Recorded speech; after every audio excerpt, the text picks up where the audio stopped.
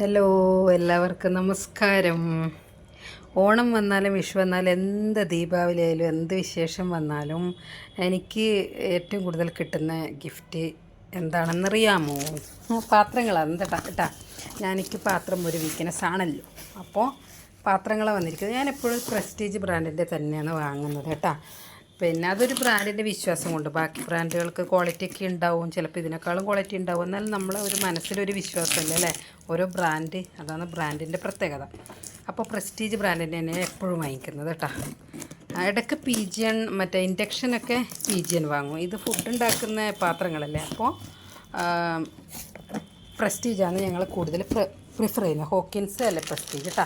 അപ്പോൾ ഈ non stick ചെറുതായിട്ട് അതിൻ്റെ ഉള്ളിലെ കോട്ടിങ് പോകുമ്പോഴത്തേക്ക് പാത്രം പുതിയതുപോലെ തന്നെ ഉണ്ടാവും. പക്ഷേ കോട്ടിങ് നമ്മൾ മരത്തിൻ്റെ സ്പൂൺ ഉപയോഗിച്ചാലും എത്ര ശ്രദ്ധിച്ചാലും, ഞാനെല്ലാം നല്ലോണം ശ്രദ്ധിക്കുന്നതാണ്, എത്ര ശ്രദ്ധിച്ചാലും അതിൻ്റെ കോട്ടിങ് ചെറുതായിട്ട് പോകുമ്പോൾ എന്താ പറയുക, അത് നമ്മൾ വയറ്റിലോട്ട് കറികളിലേക്കെല്ലാം ചെറുതായിട്ട് ചേരും, നമ്മളൊക്കെ അറിയാൻ പറ്റൂല അത്. അപ്പോൾ പിന്നെ നമ്മളിങ്ങനെ മരത്തിൻ്റെ കയ്യിൽ കൊണ്ട് വെച്ചായാലും അത് ഇളകി തുടങ്ങി, പിന്നെ ഇളകി നമ്മളെ വയറ്റിലോട്ടൊക്കെ പോകുന്നല്ലേ പറയുന്നു. അതുകൊണ്ട് എൻ്റെ ആ പാത്രം ഞാൻ കാണിച്ചു തരാം കേട്ടോ. കാണാൻ നല്ല പാത്രം. നിങ്ങൾ എൻ്റെ പിന്നെ യൂട്യൂബ് വീഡിയോയിലെല്ലാം കണ്ടിട്ടുണ്ടാവും ഒരു ബ്ലൂ കളറ് പിന്നെ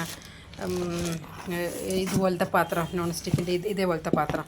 എന്നിട്ട് ദോശക്കല്ലും ഒന്നും ആയിട്ടില്ല കേട്ടോ. ഇത് ഞാൻ സ്ഥിരം ഇങ്ങനെ വഴറ്റി കറി ഉണ്ടാക്കുന്നതല്ലേ യൂട്യൂബിൽ വീഡിയോ ഇടുമ്പോൾ. അപ്പോൾ അതിൻ്റെ ഇവിടെ ഇങ്ങനെ വെള്ള കളർ ചെറുങ്ങനെ വന്നിട്ടുണ്ട്. ഞാൻ വീഡിയോ എടുക്കുമ്പോൾ നല്ലോണം ശ്രദ്ധയപ്പെടുന്നു, നേരിട്ട് നോക്കുമ്പോൾ അത്രയ്ക്ക് അങ്ങോട്ട് കാണാനില്ല. അപ്പോൾ പിന്നെ ഇതിലെല്ലാം ആൾക്കാർ പറയുന്ന കാരണമില്ലേ, പിന്നെ എനിക്കൊരു പേടി പോലെ. ഞാൻ സാധാരണ മറ്റേ കാസ്റ്റ് അയണിൻ്റെ വാങ്ങണമെന്ന് വിചാരിച്ചേട്ടാ. ഇനിയിപ്പോൾ ഏതായാലും ഞങ്ങൾക്ക് ഇവിടുന്ന് ട്രാൻസ്ഫറെല്ലാം ഉണ്ടാവും. അപ്പോൾ മാറുമ്പോൾ അതെല്ലാം കഷ്ടപ്പാട് കൊണ്ടുപോകണം. ഇതിന് അത്യാവശ്യമായിരുന്നു, ഞങ്ങൾ ഉപയോഗിച്ചുകൊണ്ടിരിക്കുന്ന പാത്രങ്ങളല്ലേ എന്ന് വെച്ചിട്ട് പിന്നെ അങ്ങനെ വാങ്ങിച്ചതാണ്. അപ്പോൾ ഇനി സ്റ്റീലിൻ്റെതും കൂടി ഓർഡർ ചെയ്തിട്ടുണ്ട് കേട്ടോ. സ്റ്റീലിൻ്റെത് എന്നാലും 2 പിന്നെ കിട്ടിയതിൽ ഒന്ന് ഞാൻ ഒരാൾക്ക് ഗിഫ്റ്റ് കൊടുത്തിരുന്നു.